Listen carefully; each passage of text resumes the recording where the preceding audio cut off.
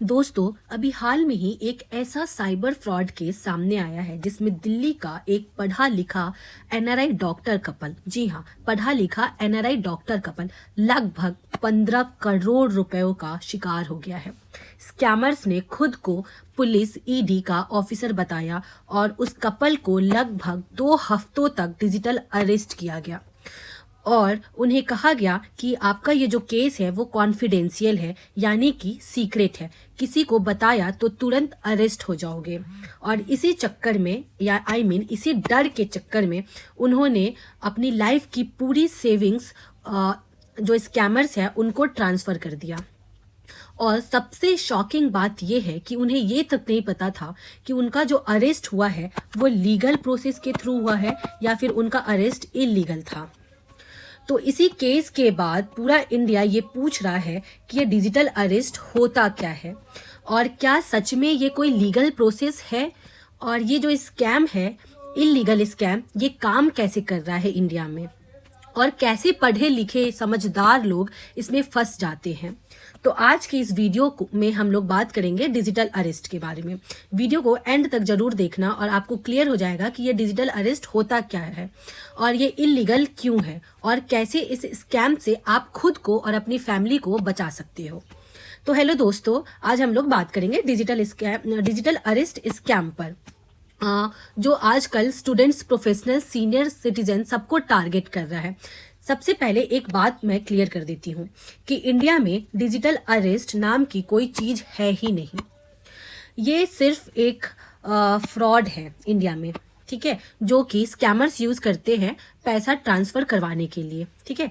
तो आपको क्या पता चला कि इंडिया में डिजिटल जो अरेस्ट है वो इलीगल है। ओके, अब आगे स्टार्ट करते हैं कि मान लो कि आपके व्हाट्सएप पे एक कॉल आता है या फिर आपको एक नॉर्मल कॉल आता है और जो कॉलर है वो आपको कहेगा कि मैं सीबीआई या फिर पुलिस या फिर ईडी का ऑफिसर बोल रहा हूँ, और आपको फेक आईडी कार्ड दिखाएगा और वीडियो कॉल पर आपको रहने को कहेगा और वो आपको बोलेगा कि ये जो आपका आधार नंबर है उससे मनी लॉन्ड्रिंग हो रहा है, या फिर आपको बोलेगा कि एक कुरियर है या उसमें ड्रग और डॉक्यूमेंट्स पाए गए हैं और वो आपके नाम से है, और या फिर आपको एक और बात बोलेगा कि ये जो आपका नंबर है वो किसी इलीगल एक्टिविटीज़ में यूज़ हो रहा है, ठीक है, और आपको बोलेगा कि आपका जो केस है वो कॉन्फिडेंशियल है और अभी आपको अरेस्ट किया जाता है, ठीक है।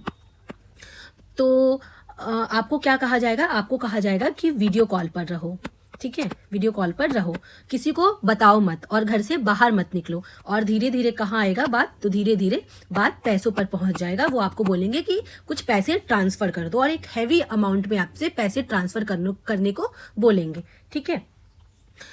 तो आपको मैं बता दूं कि इंडियन लॉ के अकॉर्डिंग पुलिस कभी भी फ़ोन या फिर वीडियो कॉल पर अरेस्ट नहीं करती है और आपको नोटिस जो है वो व्हाट्सएप के थ्रू नहीं भेजा जाएगा। कोई भी लीगल नोटिस आपको व्हाट्सएप के थ्रू नहीं भेजा जाएगा। आपसे ओटीपीज़ या फिर कोई भी पासवर्ड नहीं मांगेगी इंडियन गवर्नमेंट, ठीक है, या फिर आपसे पेमेंट नहीं करवाया जाएगा यूपीआई या फिर बैंक ट्रांसफ़र के थ्रू, ठीक है, या फिर बोला जाएगा कि केस को सेटल करो, ठीक है, या फिर कोई भी ऑफिशियल इन्वेस्टिगेशन वो स्काइप या फिर व्हाट्सएप कॉल पर नहीं होगा, ठीक है। ये इंडियन लॉ में ये सब चीज़ें नहीं होता, ये गवर्नमेंट एजेंसी ये सब नहीं करवाती है, ठीक है। तो अब इंडिया में अरेस्ट का लीगल प्रोसेस क्या होता है वो देखते हैं। तो इंडिया में अरेस्ट का लीगल प्रोसेस ये है कि सबसे पहले आपको रिटन नोटिस भेजा जाएगा या फिर एक फिजिकल वारंट आपको भेजा जाएगा, ठीक है, और आपको फिजिकली प्रेजेंट होने को कहा जाएगा, या तो ऑफिस में, पुलिस ऑफिस में, पुलिस स्टेशन में, या फिर इन्फोर्समेंट के ऑफिस में, या फिर आपको कोर्ट में, ठीक है, बोला जाएगा कि आप वहाँ फिजिकली प्रेजेंट हो, या ये नहीं कि आप वीडियो कॉल पर आओ। और आपको आपका प्रॉपर पुलिस स्टेशन या फिर कोर्ट में इन्वॉल्व होना पड़ेगा, ठीक है। उसमें जो आपके केस में वो पुलिस स्टेशन या फिर कोर्ट का इन्वॉल्वमेंट होगा, ओके, कुछ लोगों का नहीं जो अपने आप को पुलिस बोलकर वीडियो कॉल पर आएंगे। तो ये जो स्कैम है ये सिर्फ एक टेक्नोलॉजी का गेम नहीं है, ये एक फियर का गेम है, यानी कि आपको आपके माइंड में डर बैठा दिया जाएगा। और अथॉरिटी का नाम लेकर आपको यूनिफॉर्म या फिर आईडी कार्ड दिखाकर आपको केस को बोला जाएगा कि कॉन्फिडेंशियल रखो, ठीक है। और आपके ऊपर टाइम का प्रेशर क्रिएट किया जाएगा। और जब टाइम मतलब जब दिमाग में डर बैठ जाता है तो आपका वहां पे लॉजिक काम करना बंद कर देता है, ठीक है। तो अब देखते हैं कि कॉमन साइंस क्या है कि आप तुरंत पहचान जाओगे कि ये स्कैमर्स हैं। तो सबसे पहले क्या होगा कि आपको व्हाट्सएप पर वीडियो कॉल आएगा, ठीक है, और कहा जाएगा कि अभी के अभी अरेस्ट आपको किया जा रहा है, ठीक है। और केस को बोला जाएगा कि सीक्रेट रखो, यानी कि किसी को बताओ मत, चुप रहो। आपसे पैसे ट्रांसफर करने की बात कही जाएगी, ठीक है। और आपको गवर्नमेंट अकाउंट का बहाना, मतलब आपको बोला जाएगा कि ये गवर्नमेंट अकाउंट में पैसे जाएंगे और केस सेटलमेंट का बात किया जाएगा। तो ये सारी चीज अगर आपके साथ होगा तो आपको करना क्या है, ठीक है। तो आपको कुछ स्टेप्स उठाने होंगे, ठीक है।